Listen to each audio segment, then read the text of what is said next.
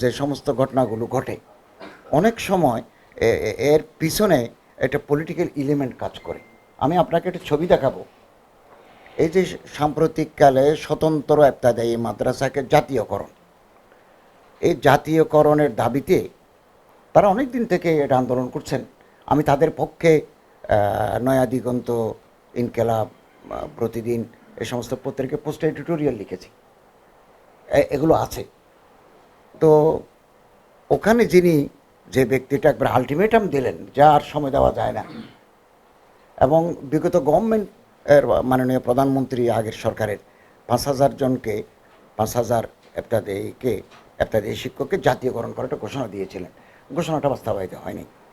এখন ওনারা আমাদের এই সরকারের আমলের দাবিটা জোরদার করলেন। যিনি টুপি টাবি মাথায় দিয়ে দাড়ি টাড়ি নিয়ে যিনি খুব বেশি জোরদার ভূমিকা রাখলেন, আমার কাছে একটা ছবি পাঠালো আমার এক আপন মানুষ।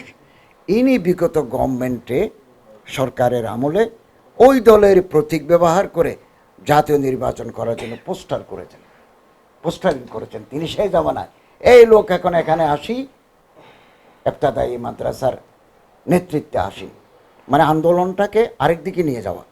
এখন ফুটবল বলেন অথবা অন্য কিছু বলেন, ওখানে এরকম পলিটিক্যাল এলিমেন্ট সক্রিয় থাকতে পারে, এবং এটাও আজকে একটু আলোচনা আসছে যে আমাদের দেখতে হবে মাঝখানে কোনো পলিটিক্যাল এলিমেন্ট ঢুকে নিজের স্বার্থসিদ্ধি করছে কিনা, এটাও গভর্নমেন্টের বিবেচনায় থাকবে।